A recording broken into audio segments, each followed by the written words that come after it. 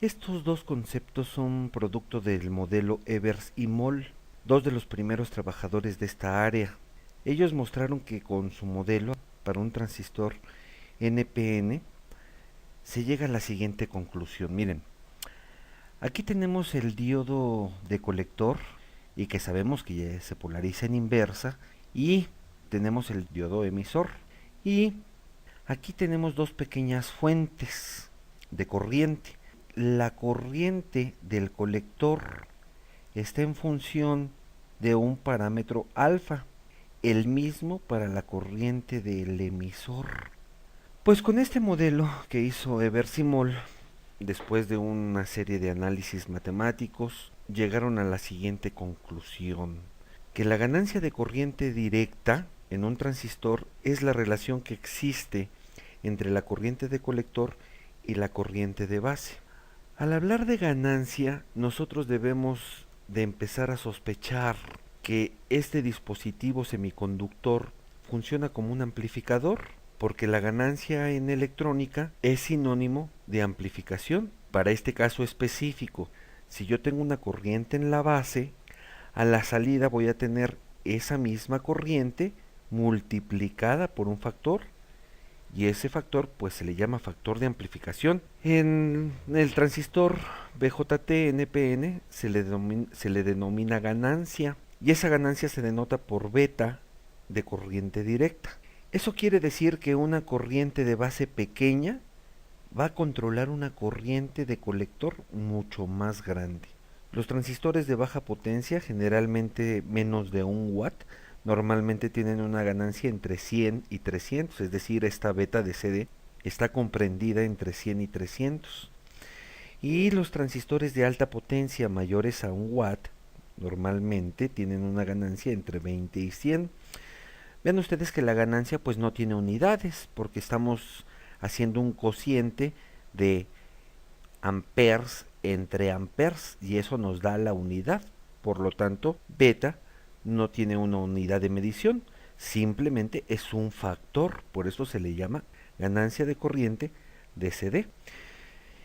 En algunas hojas de especificación, los transistores habitualmente no viene la beta de CD. En su lugar se maneja como un parámetro híbrido equivalente, HFE. Así que en una hoja de transistor, si tú te encuentras esta nomenclatura, pues se refiere a beta de CD. Esta nomenclatura la vamos a explicar más adelante. Muy bien, un parámetro menos usado en los circuitos con transistores es el alfa. El alfa es el cociente que existe entre la corriente de colector y la corriente de emisor. Como nosotros ya habíamos mencionado en el video anterior, que la corriente de colector prácticamente es la misma que la corriente de emisor, pues esa alfa tiene un valor menor a 1. Y eso lo relacionamos así porque sabemos que la corriente que circula en la base es producto de los electrones de valencia. Esos electrones de valencia, recuerden que se recombinan con los pocos huecos que hay en la base. Y en el video anterior también justificamos el hecho de por qué era menos del 1%. Muy bien, vamos a quedarnos con la ecuación de la ganancia de corriente directa y vamos a ver que en base a esa ganancia podemos modelar. En este modelo del BJT en corriente directa tenemos la base aquí, tenemos el emisor y tenemos el colector. Vean ustedes que entre la base y el emisor está el diodo emisor, el cual se encuentra polarizado en directa debido a que conectamos una fuente. Al lograr eso, tenemos la presencia de una corriente de base, la cual decíamos que es muy pequeña. En base a este modelo, la corriente que estamos amplificando es la corriente de base.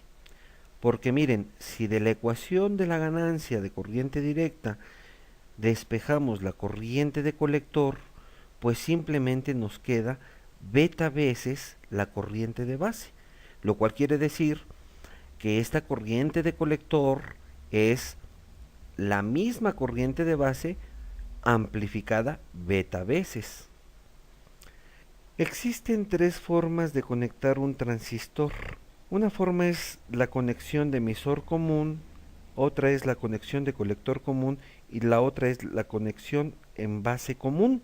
La más utilizada es la conexión de emisor común. En un circuito electrónico existe una gran variedad de dispositivos interconectados entre sí y por donde la corriente del circuito fluye a través de ellos. Para este caso particular que estamos mostrando aquí, observen que la resistencia RB pues tiene conectado de un lado la fuente de voltaje VBB y del otro lado la base del transistor. Entonces esta resistencia RB no tiene nada en común con esta resistencia de colector, porque esta resistencia de colector también se conecta al transistor, es cierto, pero se conecta a través del colector. Y del otro lado se conecta a otra fuente, VCC. Sin embargo, estas dos fuentes, VBB y VCC, comparten un lado en común, que es la Tierra, mismo de donde está conectado el emisor de este transistor. Para que la corriente de la malla 1 tenga ese sentido, bueno, pues para ello debe cerrarse el circuito, como se muestra. Lo mismo ocurre para la malla 2. Se debe cerrar el circuito para que esta corriente fluya en esta dirección. Como podrán observar, este circuito es muy sencillo. En un circuito más complejo que tenga varias mallas, será complicado esquematizar todas las mallas de esta manera, por lo que se opta a dibujar varias tierras, donde se sabe que al llegar ahí la corriente, encontrará el camino adecuado para cerrar el circuito de cada malla.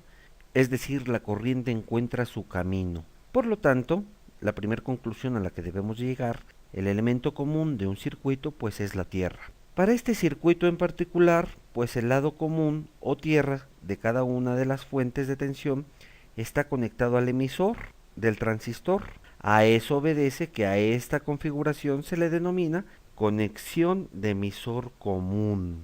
Muy bien. Con esta configuración es posible identificar tres corrientes de CD y tres voltajes de CD. La primera corriente es la corriente de la base, la segunda es la corriente del colector, que sabemos que fluye en esta dirección, y la tercera es la corriente de emisor. Y los tres voltajes que nos son de interés es el voltaje que existe entre la base y el emisor. Esta polarización de este voltaje se debe a la dirección de esta corriente. El otro voltaje que nos interesa es el voltaje colector-emisor. Nuevamente vean que la polarización obedece a la dirección de la corriente. Y el tercer voltaje que nos interesa es el voltaje colector-base. También obedece a la dirección de la corriente de base y a la de colector, porque recuerden que aquí tenemos un diodo polarizado en inversa. Noten ustedes que todo lo que nos interesa es lo que se encuentra alrededor del transistor. Así que anticipadamente puedo decir que lo que me va a interesar saber respecto a las curvas del transistor BJT es la curva que se genera entre la corriente de base y el voltaje base emisor, o bien la corriente de colector y el voltaje colector emisor. En otras palabras, lo que nos interesa es saber el comportamiento de los diodos que tiene el transistor internamente. Por un lado, el diodo emisor, que sabemos que se polariza en directa y en donde están presentes una corriente IB y una caída de tensión voltaje base emisor. Y por otro lado, el diodo base colector, que sabemos que se polariza en inversa y donde están presentes la corriente de colector y hay una caída de tensión colector emisor. Muy bien, analicemos la primera malla, donde se produce la corriente de base, para analizar lo que sucede entre esa corriente y la caída de tensión base emisor. Se sabe que la fuente de voltaje VBB polariza en directa a la unión base emisor. Cuando eso ocurre, dicha unión opera como un diodo y por lo tanto la caída de voltaje es aproximadamente 0.7 volts para el caso de un transistor de silicio. Como el emisor está conectado a tierra, pues no hay caída de voltaje ahí, pero sí debemos de identificar que existe, debido a la corriente de la malla 1, una caída de tensión en la resistencia. A esa caída de tensión le vamos a denominar RB. De acuerdo a la ley de voltajes de Kirchhoff, que nos dice la suma algebraica de todas las elevaciones y caídas de tensión en un circuito cerrado es igual a 0. Vean ustedes que aquí estamos analizando solamente la malla 1. Bueno, la elevación de voltaje, que es VBB, menos la caída de tensión en la resistencia delimitadora de corriente de base, menos la caída de tensión base emisor, debe ser igual a 0. De los dos valores que dijimos que nos interesan para identificar la primera curva del transistor, pues ya conocemos uno, que es el voltaje base emisor. ¿Qué nos falta? Pues nos falta conocer la corriente, pero vean que en esta ecuación no está presente la corriente. Pero nosotros sabemos que una caída de tensión en una resistencia es producida por una corriente. Por lo tanto, vamos a despejar de esta ecuación la caída de tensión en la resistencia, de tal manera que nos queda esta nueva ecuación. Nosotros conocemos que por ley de Ohm, el voltaje de una resistencia es la corriente que pasa por ella por el valor de esa resistencia. Si sustituimos este valor en esta ecuación, es igual al valor de la fuente menos la caída de tensión base emisor. Y con esta ecuación, despejando lo que nos interesa, que es la corriente de base, nos queda la siguiente relación. Y con ello hemos encontrado la primera curva de operación del transistor. ¿A qué será igual la gráfica del voltaje base emisor versus la corriente de base? Pues nada más ni nada menos que a esto. Y era de esperarse, pues si la unión base emisor se trata de un diodo polarizado en directa, pues tenemos aquí la curva de dicho diodo. Pareciera ser que con esto encontramos una trivialidad. Ahora, conjeturen ustedes cómo será la curva del colector emisor si se sabe que la unión base-colector es un diodo polarizado en inversa. ¿Podrán ustedes imaginarse esa curva? Muy bien, para ello ahora analicemos la segunda malla. De igual manera, aplicando la ley de voltajes de Kirchhoff, sabemos que aquí hay una caída de voltaje en la resistencia ahora de colector y la elevación del voltaje VCC menos la caída de tensión que existe en la resistencia menos la otra caída de tensión que existe entre el colector y el emisor debe de ser igual a cero. De igual manera que en la malla 1 nos interesa analizar la corriente de colector versus el voltaje colector emisor para esta malla.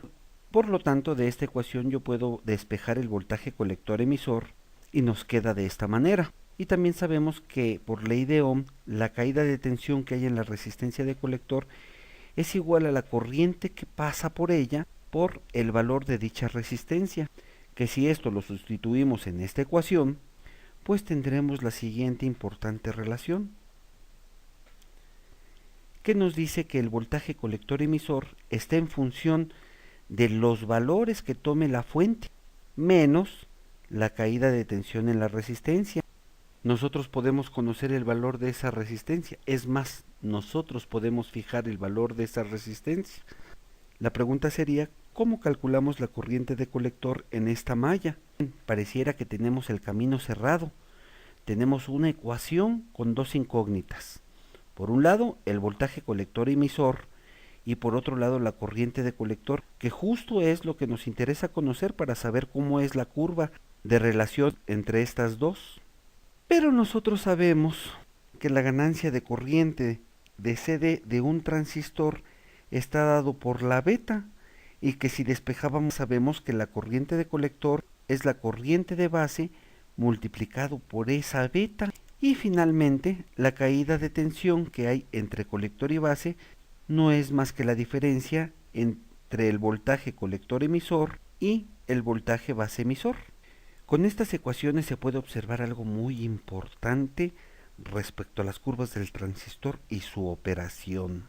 Y aquí es de suma relevancia que noten que la corriente de colector está en función de la corriente de base que se determinó en la malla 1 y de la ganancia de corriente de CD, es decir, la beta del transistor, que en teoría pues es una constante del transistor o que no varía en condiciones estables, porque bueno, vamos a anticipar que el valor de esta beta cambia, varía de acuerdo a la temperatura que tome el transistor, pero bueno, por el momento consideremos condiciones estables y por lo tanto presumimos que esta beta pues es constante, lo cual quiere decir que si no hacemos variación alguna en la fuente de voltaje BBB y tampoco en la resistencia RB, pues entonces la corriente de colector no sufre cambios, aún al variar el valor de la fuente BCC que se encuentra en esa malla. Sorprendente, ¿no es así? Si nosotros nos quedamos con estas dos ecuaciones nada más, pues al igual que en el caso anterior, ahora nos interesa ver cuál es el comportamiento de la corriente de colector versus la caída de tensión colector-emisor.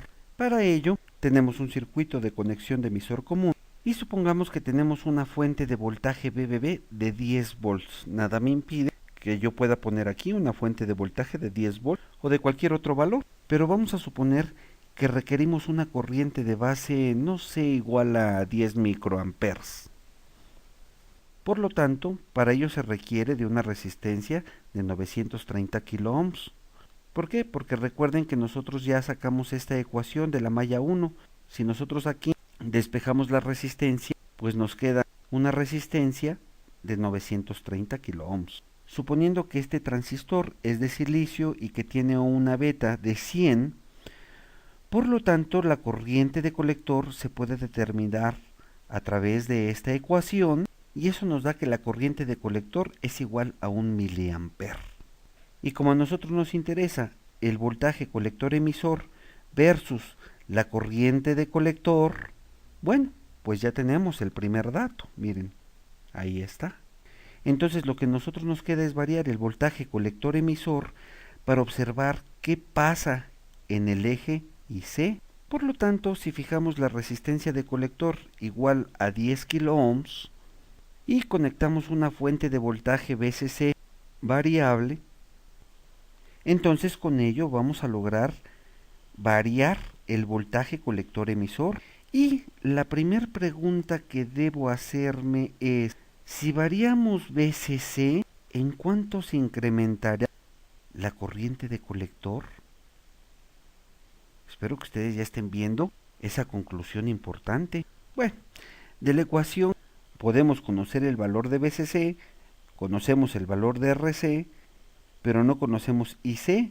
Pero lo que sí conocemos es de que IC está dado por... Si sustituimos esta segunda ecuación en esta primera, lo que tenemos es esta tercera ecuación. Por lo tanto, ya se puede ir variando VCC y saber qué valores va a tomar el voltaje colector. Si yo hago eso, observo que para 10 volts obtengo una caída de tensión entre el colector y emisor de 0 volts. Cuando mi fuente variable la subo a 11 volts, el voltaje colector emisor me da 1 volt. Cuando la subo a 12 volts, me da 2 volts. Cuando la subo a 15 volts, me da 5 volts. Y así sucesivamente. Observen cómo el voltaje colector emisor aumenta en forma proporcional cuando aumenta la fuente de voltaje de colector. Si esta tabla la graficáramos, pues sería una recta. Pero eso no nos interesa. Nuestro interés está centralizado en ver cómo varía la curva de la corriente de colector versus la caída de tensión colector-emisor. Y con esto espero que observes que la corriente de colector no varía. Así hayamos aumentado VCE. Y eso era de esperarse porque sabíamos que la corriente de colector está en función de la ganancia y de la corriente de base. Así que nosotros podemos hacer variar el voltaje colector-emisor al variar la fuente VCC y la corriente de colector no sufrirá cambios. Miren, si yo aquí ejemplifico 0 volts, 1 volt, 2 volts, 5 volts, etcétera, puedo seguir haciendo crecer voltaje colector-emisor y a la corriente de colector no le pasa nada. No importa el valor que yo haga variar, la caída de tensión colector-emisor, la corriente de colector va a ser 1 miliamper para una corriente de base de 10 microamperes. De tal manera que podemos ajustar el circuito para generar ahora una nueva corriente de 20 microamperes, si así lo quisiera. ¿Y cómo haríamos eso? Bueno, pues como mi fuente BBB dijimos que iba a ser una constante, o sea, yo quiero poner aquí una fuente que no varíe, pues hago variar solamente la resistencia. Puedo ocupar aquí un potenciómetro. Y si yo quiero una corriente de 20 microamperes, entonces debo ajustar el potenciómetro a un valor de 465 kiloohms para que aquí se me produzca una corriente de esta magnitud. Recuerden que esto solo lo hago en esta malla, en la malla 1, o sea, en la base del transistor. La corriente de colector está en función de estos valores únicamente. Y entonces tengo una nueva curva que me dice que para una corriente de base igual a 20 microamperes, tengo una corriente de colector de 2 miliamperes, no importando los valores que yo haga crecer la caída de tensión entre el colector y emisor. Y así puedo seguirlo haciendo sucesivamente para diferentes valores de la corriente de base. Entonces eso quiere decir que podemos hacer crecer el voltaje colector emisor hasta el infinito y la corriente de colector no va a variar. Pues matemáticamente sí, pero sabemos que físicamente eso no es posible. Y también debemos de sospechar que cuando el voltaje colector emisor es cero, sería increíble que hubiera de inmediato una corriente en el colector de un cierto valor. Para nuestros ejemplos, pues de 1 miliampere o de 2 miliamperes o de 3 miliamperes o de 4 o de 5, debido a que el diodo colector no está polarizado. Por lo tanto, veamos qué sucede entonces en esos casos. Para ello, vamos a quedarnos únicamente con la primera curva. Y así como lo hemos explicado, pues debemos de suponer que el transistor de esta manera funciona, opera normalmente. Por lo tanto, a esta región de esta curva le vamos a denominar región activa. Entonces, la región activa es cuando el diodo emisor está polarizado en directa y el diodo colector está polarizado en inversa. Además, el diodo colector captura casi todos los electrones que el emisor haya inyectado en la base. A eso obedece que los cambios de tensión en el colector no tengan ningún efecto en la corriente de colector. Muy bien, nosotros sabemos que en la unión NPN el diodo emisor se encuentra polarizado en directa. Bueno, eso ya lo hemos repetido hasta el cansancio. Y que si está en directa, bueno, pues algunos electrones se van a recombinar con los huecos de la base, van a generar una pequeña corriente, el resto de los electrones entran a la base y como la zona de la base es tan pequeñita, esos electrones tienen un tiempo de vida largo, pasan al colector y ahí se genera la corriente de colector debido a que el polo positivo de la fuente pues los atrae. Bueno, eso ya lo sabemos.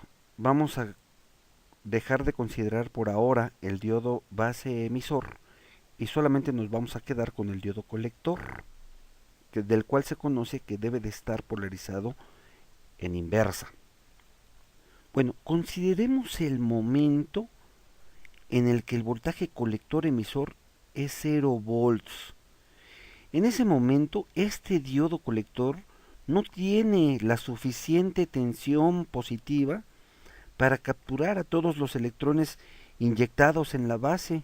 A medida que el voltaje colector emisor aumenta a unas cuantas décimas de volt, va adquiriendo esa fuerza, por así decirlo, que el diodo colector necesita para ir recolectando algunos electrones que se encuentran en la base, hasta que ese voltaje colector emisor llega a tal valor.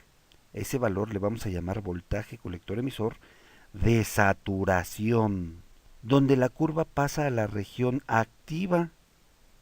Y se le llama de saturación prácticamente porque todos los electrones del emisor que viajaron a la base pues se encuentran ahí, de alguna manera la base está saturada, hasta que el voltaje colector emisor llega a ese valor mencionado de saturación, donde pasa lo que ya conocemos. Si nosotros quisiéramos esquematizar esto que acabamos de decir de alguna manera gráfica, lo veríamos de la siguiente manera. Quitamos la unión NPN y en su lugar ponemos el transistor NPN. Y lo veríamos así.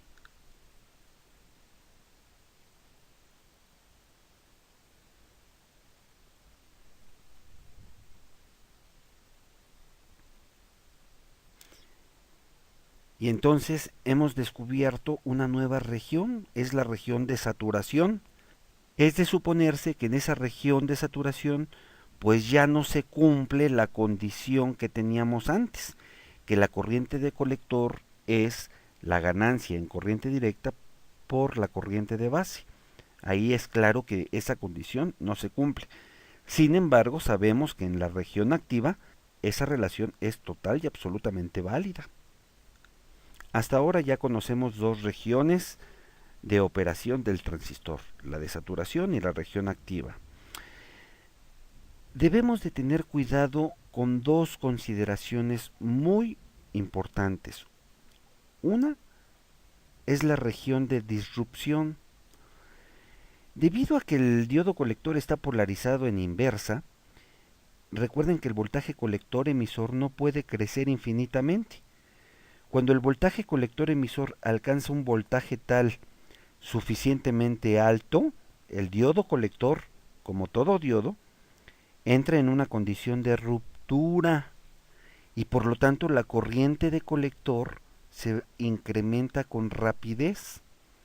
A esa región se le denomina región de disrupción. Por lo tanto, el transistor nunca debe de funcionar en esa zona porque se destruiría, como sucede con los diodos también, a excepción del diodo Zener, ¿verdad? Y el otro aspecto a considerar donde debemos de tener mucho cuidado, el transistor tiene una disipación de potencia de aproximadamente el voltaje colector emisor por la corriente de colector. Esta disipación de potencia hace que la temperatura de la unión colector-base aumente. Cuanto mayor es la potencia, lo sabemos, más alta es la temperatura, ¿verdad?, de la unión. Por lo tanto, debemos de tener mucho cuidado con ello, porque los transistores se van a quemar, fíjense. Cuando la temperatura de la unión se encuentra entre unos 150 y 200 grados centígrados, el transistor se funde. Así que debemos de tener cuidado con esas dos consideraciones muy importantes. Afortunadamente estas especificaciones vienen indicadas en las hojas de características de los transistores. Por lo tanto, cuando se esté diseñando un circuito, se debe tener a la mano esas especificaciones y tener presente que en base a las fórmulas y cálculos que nosotros hagamos para diseñar el circuito, bueno, pues que la potencia sea menor que la potencia disipada máxima que viene especificada en las hojas y que el voltaje colector emisor sea menor a la región de disrupción. Muy bien, hasta aquí hemos considerado que la corriente de colector es constante en la región activa, mientras que el voltaje colector emisor aumente. Sin embargo, debo de decirles algo, no es que los haya estado engañando, pero la corriente de colector se incrementa un poquito, muy poquito, a medida que el voltaje de colector emisor continúa incrementándose. Y les voy a decir el por qué. Recordemos un poquito esto de la unión NPN. ¿Y a qué se debe que se incrementa esa corriente de colector a medida que el voltaje colector emisor aumenta? Bueno, eso es debido al ensanchamiento de la región de empobrecimiento base colector. Cuando el voltaje colector emisor aumenta, vemos que la región de empobrecimiento base colector aumenta también. Eso va a producir unos cuantos huecos más, muy poquitos, en la base. Entonces esto lo que hace, pues que la curva en realidad tome esta forma. Ahí está. Noten ustedes esta pequeña pendiente debido al leve incremento en la ganancia de corriente directa, llamada beta DC. Un tanto relacionado con lo anterior, existe una curva inesperada en la operación del transistor y se trata de una pequeñita corriente de colector. Debido a que el diodo colector presenta una corriente inversa de portadores minoritarios, a esa pequeña corriente de colector se le llama corriente de fuga y sucede aun cuando la corriente de base sea igual a cero. Bueno, nada en esta vida es perfecto. Sin embargo, esta corriente de fuga, esta corriente de corte, pues se puede despreciar para muchos cálculos. Muy bien, en resumen, un transistor tiene 4 regiones de operación distintas. Una región activa, una región de corte, una de saturación y una de disrupción. Cuando el transistor se emplea para amplificar señales débiles, estos van a trabajar en la región activa. Algunas veces esta región activa también es llamada región lineal, en algunos textos lo van a encontrar así, porque las variaciones en la señal de entrada producen variaciones proporcionales en la señal de salida. Por eso se llama región lineal. Y las regiones de saturación y de disrupción van a resultar muy útiles en los circuitos digitales y computacionales, y los cuales se conocen como circuitos de conmutación. Bueno, todo eso lo vamos a seguir viendo en estos videotutoriales. Espero que este te haya gustado, que te haya sido de mucha utilidad la información presentada aquí para el ramo que estés estudiando. Nos vemos en el siguiente video. Hasta pronto.